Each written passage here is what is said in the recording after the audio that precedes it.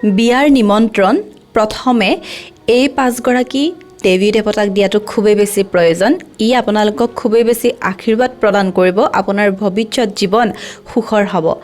আমাৰ বিয়াৰ ছিজন চলি আছে, সকলোৱে বিয়া পাতি আছে, চিঠি বনাই সেই নিমন্ত্ৰণ পত্ৰখন আপুনি সকলোতকৈ প্ৰথমে কাক দিব জানেনে? গণেশ বাবাক দিব। গণেশ বাবাক দিলে কি হয়, সকলো বাধা আপোনাৰ জীৱনত নোহোৱা হয়, আপোনাৰ আহি থাকিবলগীয়া জীৱনটো খুব মসৃণভাৱে আপোনাৰ পাৰ হ'ব।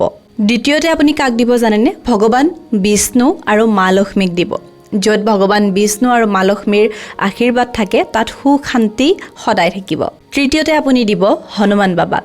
হনুমান বাবাৰ যদি আপোনাৰ ওপৰত আশীৰ্বাদ থাকে, আপোনাক যিকোনো বেয়া নজৰ নকাৰাত্মক শক্তিৰ পৰা আপোনাক বচাই ৰাখিব। তাৰপিছত আপুনি কাক দিব? আপোনাৰ কুলদেৱী কুলদেৱতাক দিব, যিয়ে আপোনাৰ বংশটোক ৰক্ষা কৰে। আৰু একেবাৰে শেষত কাক দিয়া হয়? আমাৰ পিতৃক দিয়া হয়। এই নিমন্ত্ৰণ কি কৰা হয়? আহঁত গছৰ গুৰিত দিয়া হয়, যাতে আমাৰ পিতৃৰ আশীৰ্বাদ আমাৰ ওপৰত সদায় থাকে আৰু যাতে তেওঁলোক আমাৰ লগত সদায় থাকে।